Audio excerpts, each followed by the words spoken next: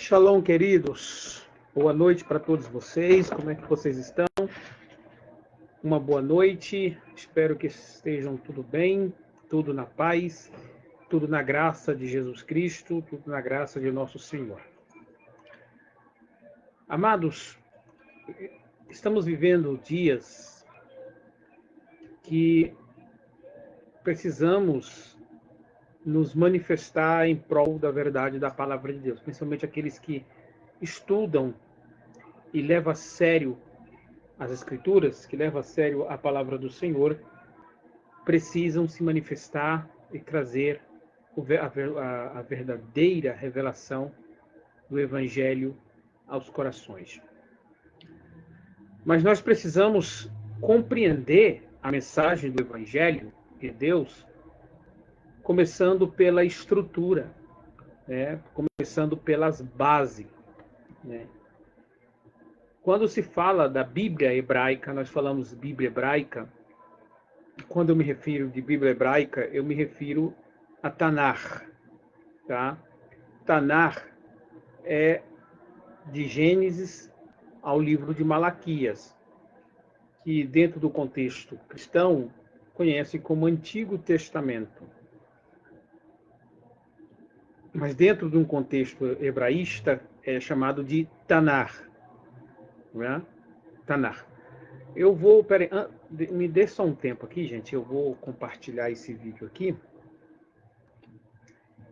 E vou compartilhar aqui. Nós já começamos, daremos a continuidade. Aqui, vamos lá.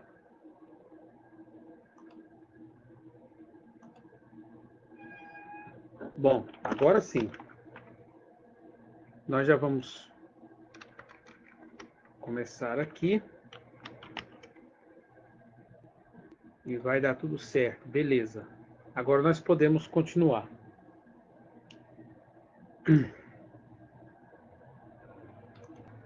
Bom, primeiro, nós precisamos aprender os fundamentos, né?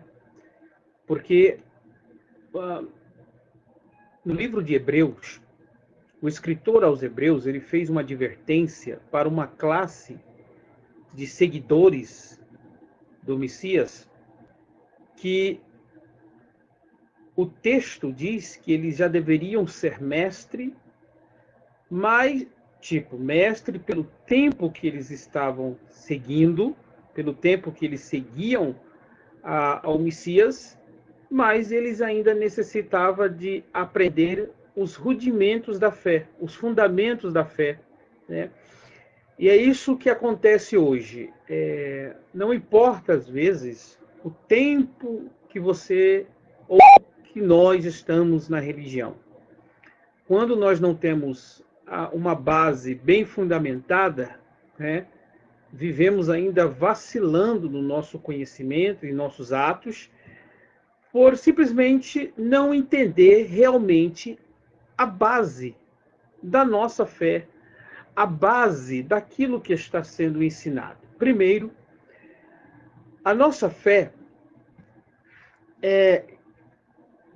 vem, como diz o apóstolo Paulo, pela pregação da fé.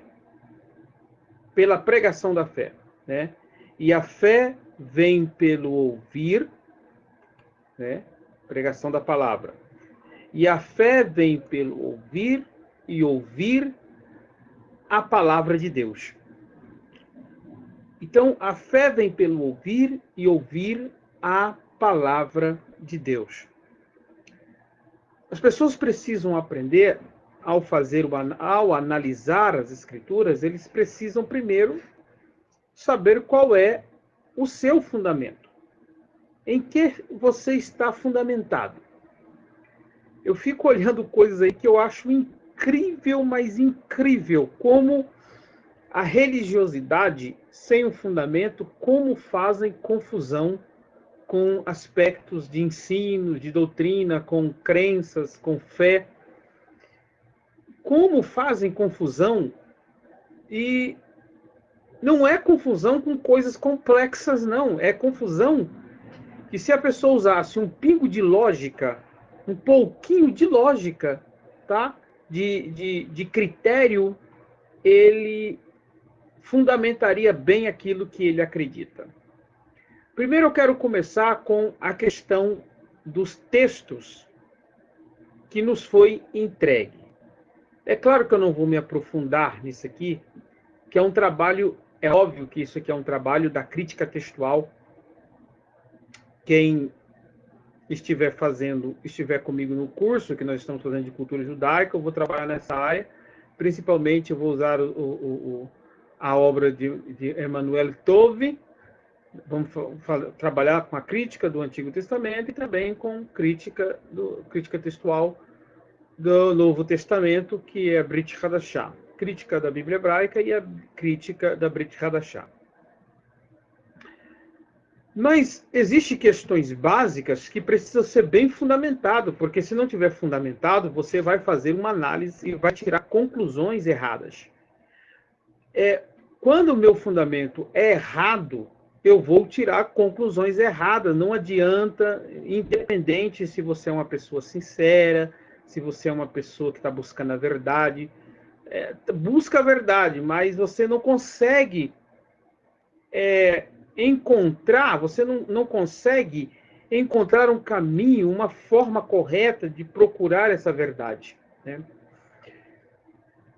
Bom, o que está acontecendo nesses últimos dias, não só nesses últimos dias, mas é algo que desde o apóstolo Paulo, se ele escreveu, é óbvio que desde a sua época isso já acontecia. Nem todos estão aptos para receber a verdade. Tessalonicenses capítulo 2, Paulo diz do espírito do erro que Deus há de enviar com aqueles que insistem em ficar no erro. Então existe um espírito do erro, um espírito de engano, que o próprio Deus permite as pessoas seguirem esse caminho. Não importa se você clama a Deus, se você chama de Hashem, se você chama de Yeshua, não importa. Tá? Nomenclaturas para Deus não quer dizer nada. Tá?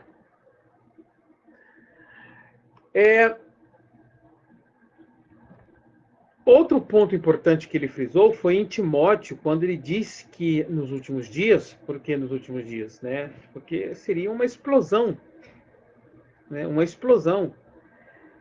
Muitos se apostatarão da fé, buscando para si doutores, ou seja, mestres, ensinadores, que lhes ensinarão conforme a sua própria concupiscência. O que significa isso?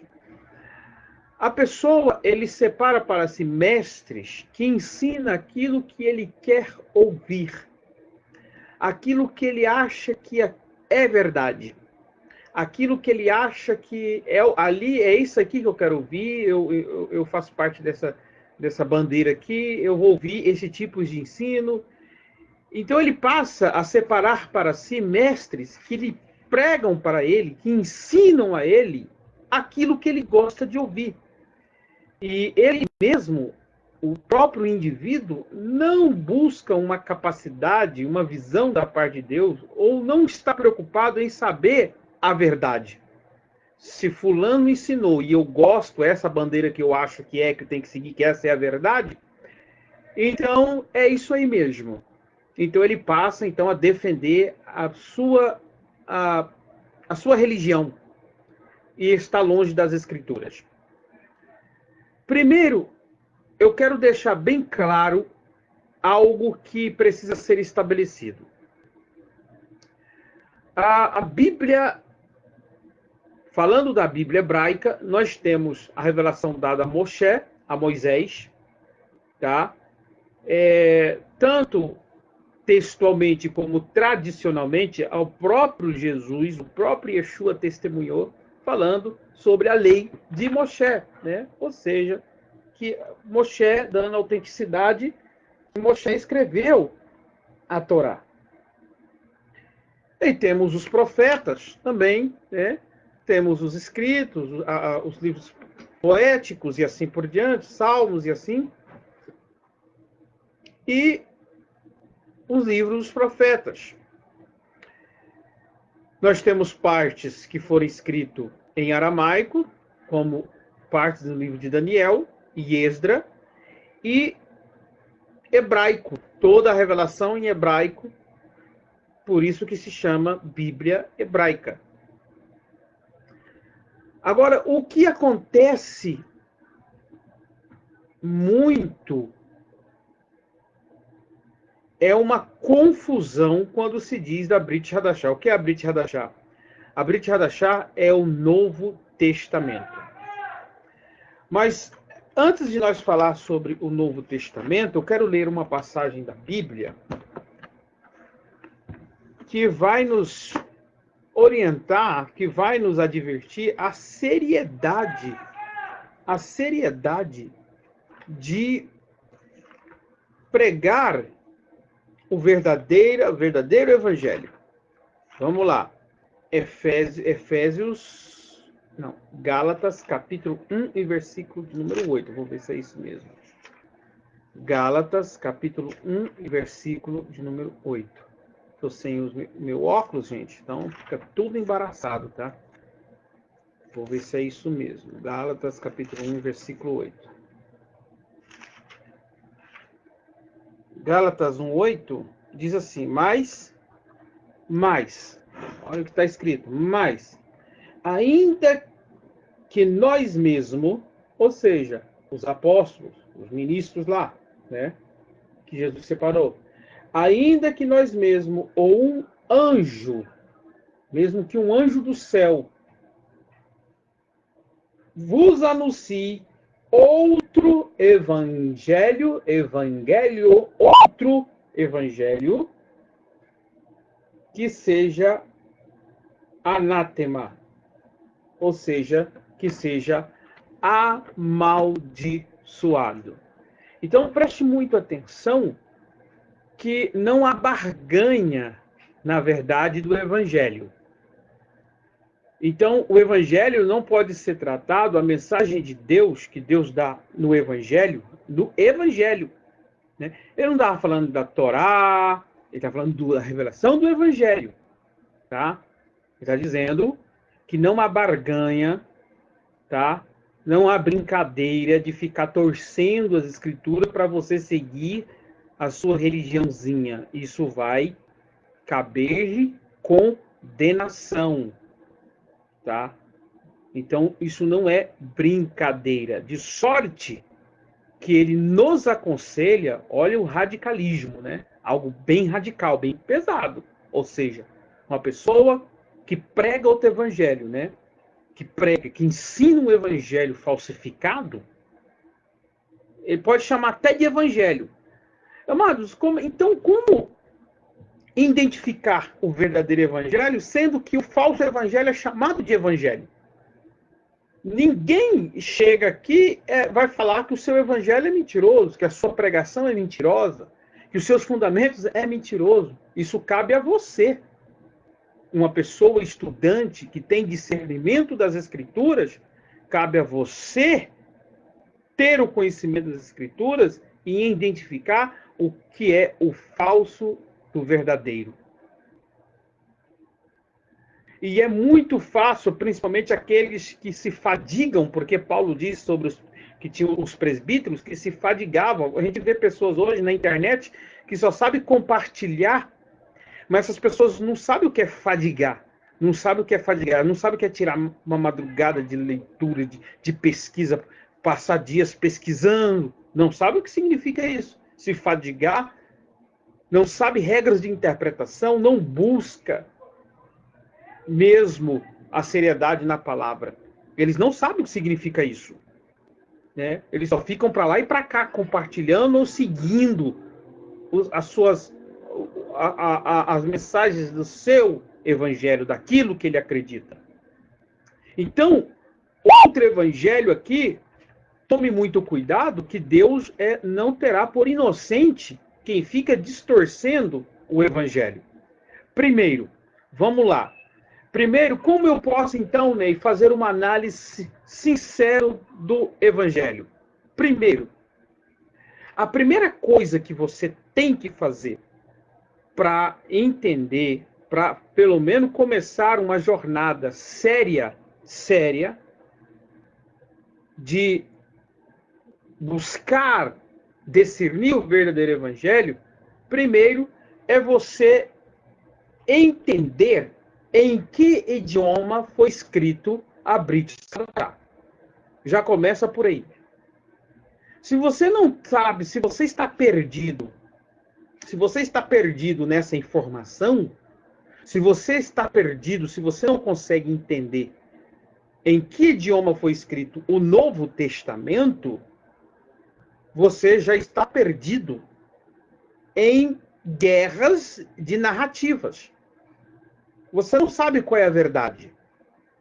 Porque o fulano de tal prega uma coisa, mas vem o outro fulano de tal, pega um texto diferente, tá? Pega um texto diferente, faz uma tradução do jeito que ele acha que tem que ser. Se ele acha que o texto tem que ser puramente linguagem judaica, então ele vai colocar simples linguagem judaica. O exemplo disso que eu dou é o seguinte: nós temos Bíblias, nós temos traduções em hebraico do Novo Testamento, todo em hebraico. Eu acho engraçado que pessoas que ficam abirrogando para si a autoridade do Novo Testamento em hebraico, eles não fazem um pingo de pergunta da onde que veio essa tradução, esse hebraico. Ora, bom, olha que coisa, eles falam que é uma tradução, eles falam que é uma tradução do grego. Então, tipo assim, já começa por aí. Eles sabem que a Bíblia hebraica do Novo Testamento, que eles estão na mão, é uma tradução do grego. Pronto. Não é melhor você ir para o grego? Não, mas como eu pego, o camarada pega uma tradução do grego, faz uma tradução para o hebraico, aí ele pega aquelas passagens que ele não concorda e modifica ali, querendo trazer sentido a que ele acha que tem que ser, modificando o texto. Você quer ver um exemplo que eu vi? O exemplo de um texto do Novo Testamento em hebraico é que está lá, né? Bereshit, Hayah, Ve, Hadavah. Ve, Hadavah, Hayah, então o negócio lá. Se você traz uma tradução do texto, né, diz, no princípio era Deus. Era a palavra, Davar. E a palavra era Deus, e Deus era a palavra. Ou seja, totalmente diferente do grego do Novo Testamento.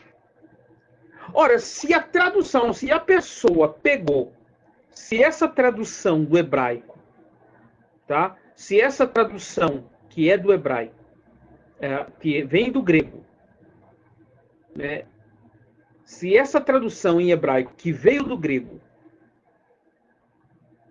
é exatamente do grego, então por que ele não coloca o sentido correto no hebraico? Por que ele tem que tirar que a palavra estava junto com Elohim? E a palavra é o Elohim, ou seja, existe um Elohim que estava com Elohim. Por que ele não coloca isso no hebraico? Por que ele tem que modificar? Sendo que o grego, da qual ele copiou, está que a palavra, o verbo estava com Deus e o verbo era Deus. Por que fizeram isso?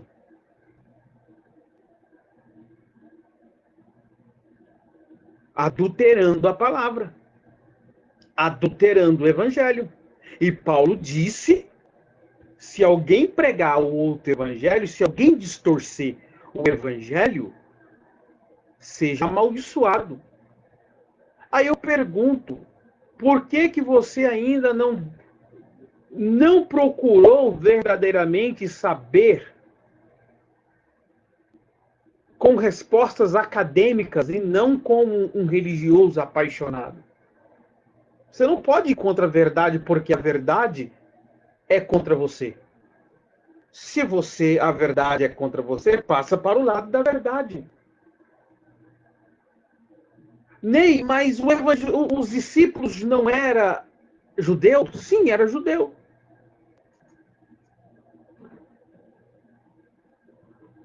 Oi, mas judeu não falava em aramaico? Aramaico e hebraico, sim. Mas o grego era um idioma que também eles dominavam. E outra coisa, quando um judeu ele não dominava, principalmente aquele que entrava no mundo da literatura, ele não dominava aquilo, ele contratava alguém, né, um escriba, que tivesse o entendimento do grego para colocar os relatos em grego.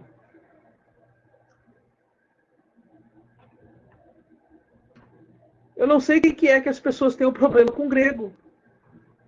Por exemplo, o compilador da Mishnah, Yehudá Hanassim. Yehudá, aquele que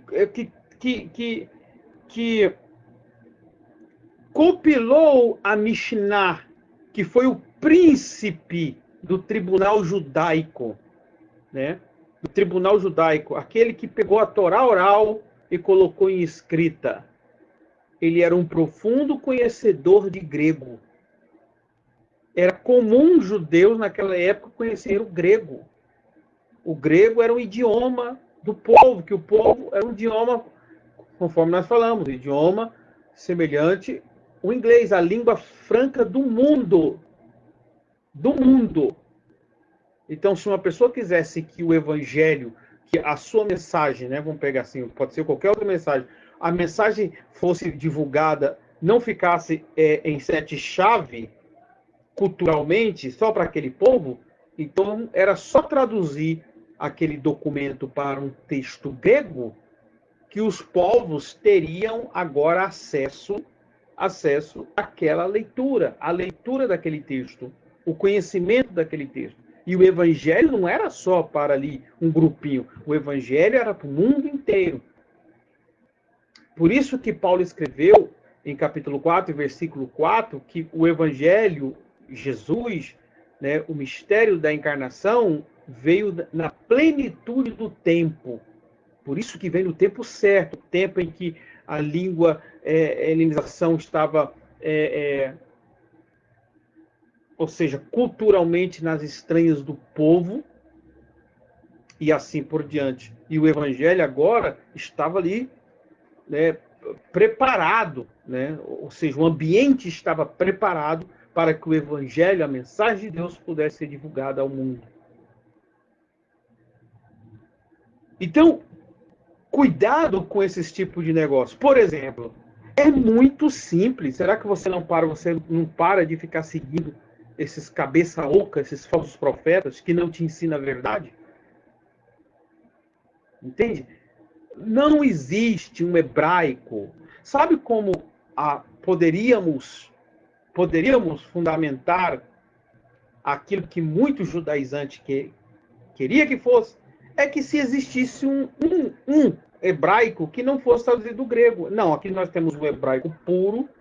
Esse hebraico aqui, ó, é um códex, né? É primeiro um fragmento, né, do hebraico em que, olha, uma cópia mais antiga que a tradição diz que era dos apóstolos. Nós não temos isso. Nós não temos nenhum documento. O que existe é falácia, falácia e falácia. Não existe esse documento. O que existe é só especulação. Ah, não, porque tem lá a Gésipo, o historiador que diz, o historiador que diz que houve uma cópia lá do hebraico, do evangelho hebraico. Cadê? Mas não tem nenhum texto antigo em hebraico. Pronto, acabou. Que coisa interessante. Se Deus, ele dá a palavra e ele não tem poder de preservar a sua palavra? Interessante isso. Gente, Deus, o mesmo Deus que dá a palavra, ele tem poder de preservar a sua palavra. Se a palavra de Deus fosse escrita em hebraico, não existe porcaria de conforme as pessoas falam, de Roma, não existe não sei do que ia esconder a palavra, porque Deus prometeu que o mundo todo ouviria as Escrituras. Nenhuma instituição teria o poder, tem o poder de ocultar a palavra de Deus, por mais que tentaram, mas não conseguiram, porque Deus é soberano na história. E se tivesse um texto antigo de cópias, que tivesse originalmente em hebraico, uma cópia que é comprovado que é de um hebraico, de um evangelho mais antigo, ela estaria evidente para nós essa cópia. Mas não existe qualquer evangelho que você lê, qualquer evangelho, o Novo Testamento, que tiver em hebraico, é uma cópia que fizeram do grego. Ou seja, o camarada foi lá, pegou o texto grego do Novo Testamento e simplesmente colocou em hebraico. É simples. Aí, como ele é um judaizante, aquilo que ele não concorda, se ele não concorda que existia um verbo que era Deus, que estava junto com Deus, conforme João diz, ele vai lá e modifica, dizendo, colocando assim, que o verbo era a palavra, né, que a palavra era Deus e Deus era a palavra. É assim que colocaram em hebraico. Porque o cara não concorda com o que está escrito no texto e quer torcer o evangelho, que seja anátema, conforme Paulo diz em Gálatas capítulo 1, versículo 8. É muito simples. Se você colocar na cabecinha, aprender com regras de interpretação, que a primeira coisa ao interpretar o texto é você buscar fontes fidedignas, primeiro para você tirar a sua doutrina. Não, primeiro eu tenho que saber qual texto foi escrito. É isso, primeiro. Entende? Outro ponto importante que nós precisamos entender. O Evangelho não foi escrito em aramaico. Nós não temos nenhum escrito antigo que não veio do grego, o aramaico. Aí porque alguns agora pensam que é aramaico e defendem que é aramaico. Não existe evangelho em aramaico. Não existe evangelho em aramaico. Se existisse um evangelho em aramaico, e vamos supor que mesmo que existiu, nós não temos nenhuma cópia, gente. Nenhuma cópia de um aramaico que também não venha do grego. A mesma coisa do hebraico. O que aconteceu com o texto aramaico? O aramaico, sabe? E ainda mais, o aramaico, aquele que parece aquelas letrinhas do árabe, as letras árabe, né? Aquelas letrinhas todas, né? Então, tem um aramaico siríaco, que é o que chamamos estrangelo e assim por diante, é igualzinho aquelas letras. Esse aramaico aí, primeiro, não era o aramaico que Jesus falava. Segundo, tá? Os apóstolos não escreviam nesse tipo de aramaico. O aramaico, se os apóstolos escrevessem algo em aramaico, era o aramaico judaico. Um aramaico que a letra é a mesma coisa da letra, da letra hebraica. Se eu colocar aqui um texto aramaico e um texto hebraico, só quem conhece o aramaico de verdade, estudou pelo menos um pouquinho do aramaico, não precisa nem ter conhecimento fluente, não. Aquele que estudou um pouco, ele vai saber fazer a diferença. Sabe? Ele vai ter um discernimento. Não, essa letrinha aqui é um pouquinho diferente, mas sim, só uma pessoa dessa que teria a capacidade, porque é muito semelhante do aramaico do hebraico. Por isso que o hebraico, as formas da letra veio do aramaico. Só que nós não temos nenhuma cópia do aramaico que não veio do grego. Então, vou repetir para você, vou esclarecer a sua mente. O aramaico que você fala aí, esse aramaico é uma cópia do grego. Não é, porque tem umas diferenças. Eu poderia pegar um monte de lista, fazer uma listagem e te provar que aquela cópia, que aquele aramaico ali é simplesmente uma cópia do grego.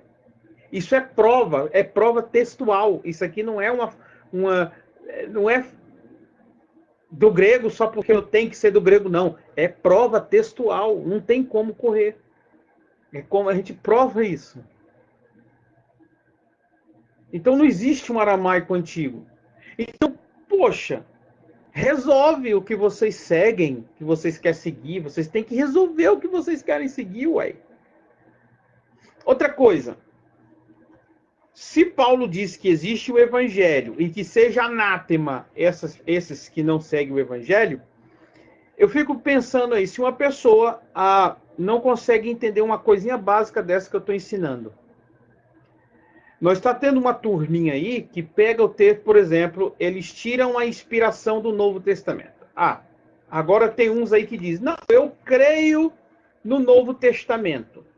Mas como que eles creem no Novo Testamento? Como que eles creem, amados? Sabe como é que eles creem no Novo Testamento? Eles creem no Novo Testamento assim, ó. Aquela parte que eles leem, que eles concordam, eles falam assim, não, isso aqui faz parte dos textos antigos. Aí ele leu lá uma passagem do Novo Testamento que ele não concorda. Aí ele fala assim, não, essa parte aqui é um acréscimo, é uma adulteração. Aí ele tem autoridade máxima de julgar o cânon, né? Ou seja, qual texto é válido e qual texto não é válido. Então, se aquele texto... Irmão, eu não estou falando de original, tá, gente? Eu não estou falando de uma crítica sincera, né? Ou seja, uma crítica textual sincera. Eu estou falando de um camarada, de um grupo que simplesmente não concorda com o texto. Você quer ver? O nascimento virginal.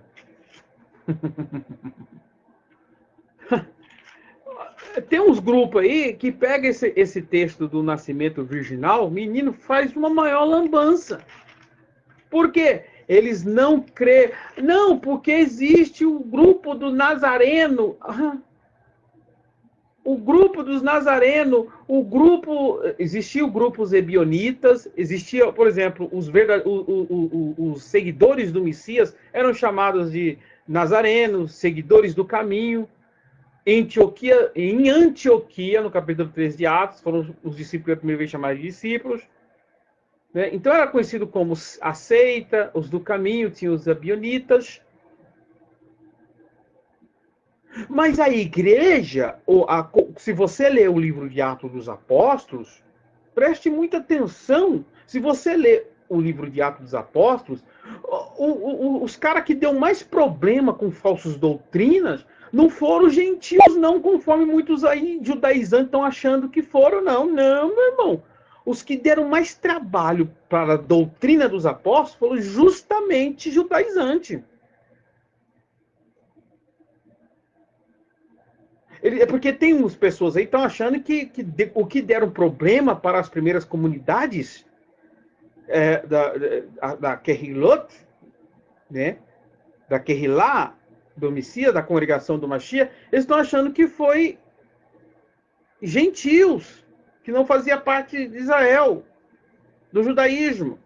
Não, os que deram mais trabalho foram o povo que veio do judaísmo. Eles vêm do judaísmo, eram judeus, eles não eram obrigados e não era ensinado a largar toda a sua prática. Eles eram ensinados em questões que, por exemplo, no livro de Hebreus, sobre oferta, sacrifício de sangue, sobre as questões do templo e assim um novo vivo caminho e tal. Eles entenderam sobre isso, mas eles deram muito trabalho ali no começo da igreja. Eles deram muito trabalho, mas muito trabalho mesmo.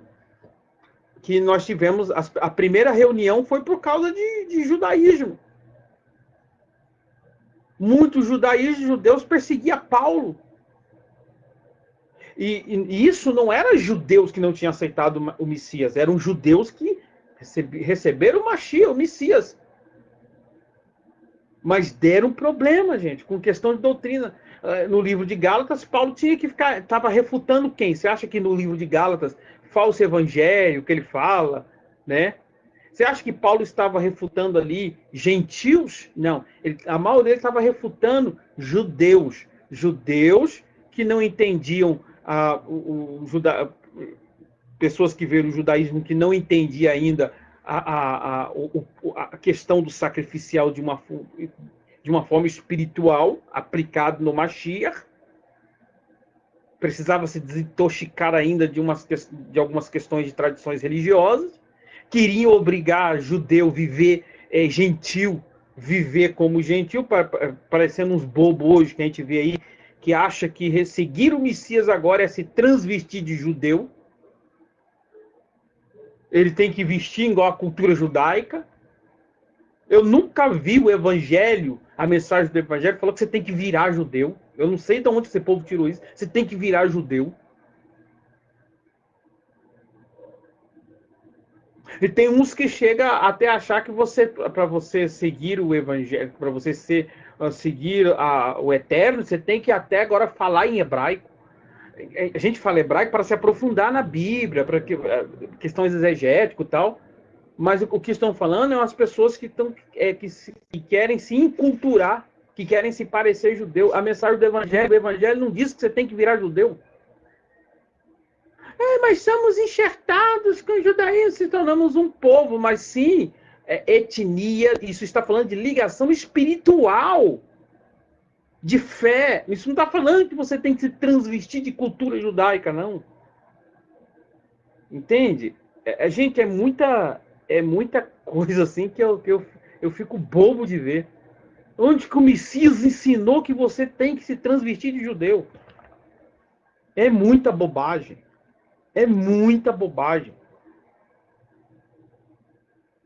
Então é por isso que faz essa confusão com as escrituras. Então Paulo, os apóstolos tiveram muito problemas com os judaizantes, que queriam obrigar até os gentios a se circuncidar e guardar aspectos dos mandamentos, que os gentios não estavam preparados e nem eram requisitos para a salvação. Não era nenhuma questão de, porque são novos convertidos. Não existe. Paulo deixou bem claro que existia um estilo de vida judaica que a Torá estabeleceu para um judeu, que os gentios agora, ainda pela fé em Jesus Cristo, eles não eram obrigados, não eram requisitos de salvação para um judeu. Isso, quando eu estudei na Yeshiva, eu escutei um judeu messiânico esclarecido também ensinar desta forma. Por exemplo, a circuncisão. A circuncisão, um judeu ele pode receber o evangelho, mas é praticamente como ele é praticamente obrigado a se circuncidar só porque ele é um judeu e ele tem um pacto, Deus tem um pacto ali com esse judeu. Mesmo ele recebendo o Messias. Tá? Agora, o cristão não existe nenhum mandamento, requisito, que um gentil, ou seja, um não-judeu, ele é obrigado a se circuncidar. Não existe isso nas Escrituras. Porque há, sim, diferenças. E Paulo sabia muito bem disso. Então, gente, o Novo Testamento, vou deixar claro, o Novo Testamento foi escrito em grego. E outra coisa, o Novo Testamento é pura revelação. Todo texto é fidedigno. Existem questões, sim, de crítica textual, de manuscrito, né, tal, a questão de copista, e são coisas mínimas, tá? Coisas mínimas. Questões de traduções, traduções mal feitas e assim por diante, tá? Mas tá aqui, ó. Mas o Novo Testamento é escritura e é palavra de Deus, é revelação por intermédio de Jesus Cristo. de Mateus, Apocalipse. Não existe esse negócio. Esse texto aqui é de Deus. Esse texto ali não é de Deus.